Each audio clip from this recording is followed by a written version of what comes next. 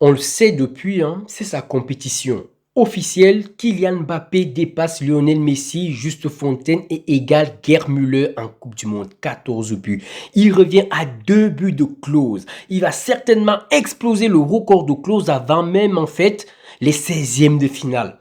Et c'est ça un grand joueur. Je vais être très long, donc n'hésitez pas vraiment à vous abonner à la chaîne, à me soutenir parce que j'ai vraiment besoin de votre soutien. On peut critiquer Mbappé comme on veut, mais la réalité est que en Coupe du Monde, c'est sa compétition. Sa première mi-temps pue sa race. Sa première mi-temps est catastrophique. C'est la première fois que je vois Kylian Mbappé jouer un match sans un seul tir en première mi-temps. En première mi-temps, aucun tir, aucun dribble. Il a tout raté. Il a même perdu un ballon qui aurait pu permettre au Sénégal de mettre un but. Et pourtant, en deuxième mi-temps, il te claque un doublé. Et dans ce doublé, l'appel de balle, la passe de Michael Olise, tout était propre. Et le deuxième but, un banger, digne en fait d'un meilleur joueur de l'histoire de la Coupe du Monde. Parce qu'aujourd'hui, il dépasse Pelé. Pelé, 12. Mbappé, 14. Kylian Mbappé. Il a désormais plus de buts en Coupe du Monde que le roi Pelé. Parce qu'aujourd'hui, en fait, dans l'histoire de la Coupe du Monde, peut-être dans sa carrière, il ne gagnera pas le Ballon d'Or parce que j'ai du mal à voir l'équipe de France remporter. On a tellement de faiblesses, sauf si Didier Deschamps continue à s'affirmer et à prendre en fait des décisions. Je reviendrai sur le cas d'Embélé dans quelques instants, donc n'hésitez vraiment pas à rester jusqu'au bout. J'ai beaucoup de choses à dire. Kylian Mbappé ne gagnera peut-être pas le Ballon d'Or, mais la réalité est que il va mettre en fait une fusée en termes de statistiques dans l'histoire de la Coupe du Monde. Il peut encore jouer 2 Coupes du Monde. Seulement dans cette Coupe du Monde, il peut même aller chercher la barre des 20 buts. Seulement dans cette Coupe du Monde, il peut aller chercher la barre des 20 buts. Et comme je l'ai dit dans l'histoire des sélections, il peut même aller chercher le record de Cristiano Ronaldo. Pourquoi? Parce que oui, c'était qu'une question de temps. Mbappé dépasse Olivier Giroud en équipe de France et devient le meilleur buteur français de l'histoire. C'est juste exceptionnel parce que, en fait, Giroud disait qu'il voulait que Mbappé le dépasse en Coupe du Monde, pas dans les matchs amicaux. Ça a été le cas. On a critiqué Mbappé parce que dans les matchs amicaux, il était complètement à côté de la plaque. Mais ce soir, non seulement il égalise Giroud, mais en plus il le dépasse. 58 buts déjà. Quand on sait que Cristiano Ronaldo a mis plus de buts en carrière après ses 30 ans et que Mbappé va encore jouer plus de matchs, il va aller chercher le record de Cristiano Ronaldo en nombre de buts en sélection nationale. Kylian Mbappé va même aller chercher certainement le record des 1000 buts. Il peut le faire.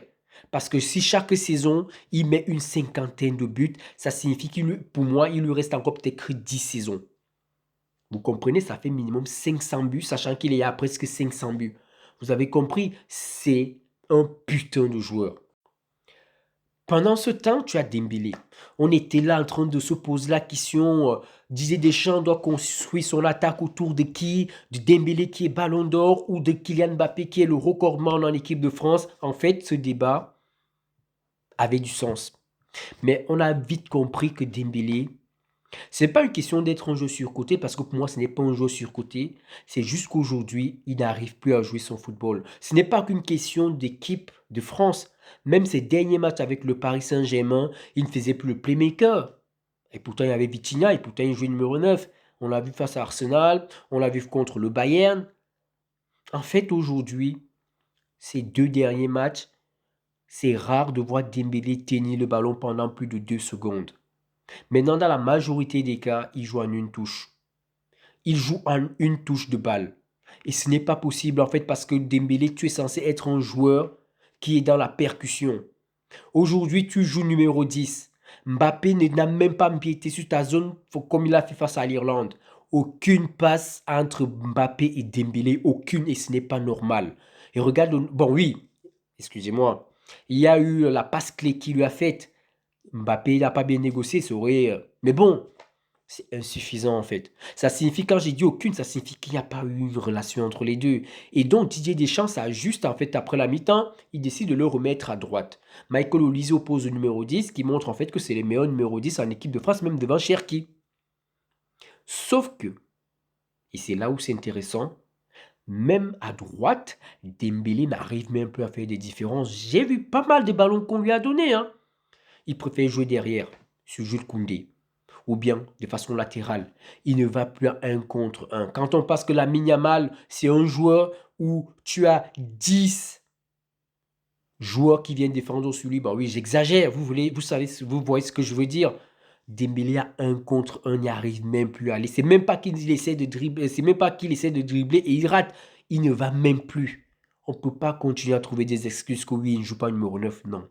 Parce que même numéro 9, il n'a pas de personnalité. Il n'arrive pas à s'imposer. Et en fait, vous savez quoi? L'équipe de France avant tout.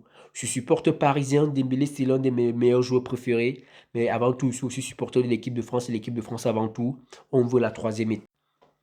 Et ce monsieur est juste en train de montrer à Dembélé que c'est lui le patron.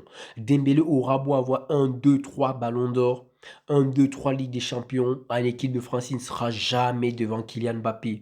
Parce que Mbappé a mis une distance en fait. Une distance telle que même Karim Benzema avait ses 4 ballons, avait ses 4 Ligues des Champions, 5 Ligues des Champions si je ne me trompe. On le parle, 4 plutôt. On ne parle même pas de Karim Benzema comme l'un des meilleurs attaquants de l'équipe de France. Aujourd'hui, rien ne justifie même la titularisation d'un Ousmane Dembélé par le fait qu'il est ballon d'or. Et ce qui est alors très très inquiétant, c'est que son remplaçant, Bradley Barcola, a changé la donne. Et là, le 4-2-3-1 a montré quelque chose qu'on n'avait pas encore testé. Parce qu'à gauche, Barcola est meilleur que Doué. Ça, c'est un fait. À droite, Doué est meilleur que Dembélé.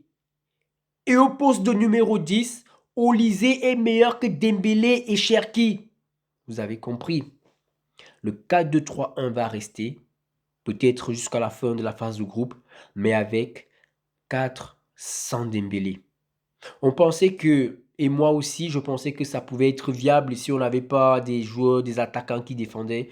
Mais en même temps, on ne peut pas tout le temps réduire le football aux attaquants qui défendent en fait. On ne peut pas, on ne peut pas. Parce que l'action de Mbappé, quand il récupère le ballon, il tire en une touche là. Jamais Dembélé n'aura le flair de faire ça. Jamais. Je ne sais pas comment il est physiquement, mais la réalité aujourd'hui, c'est que jamais Dembélé n'aurait tiré. Jamais. On le sait très bien. Il aurait joué en une touche, écarté.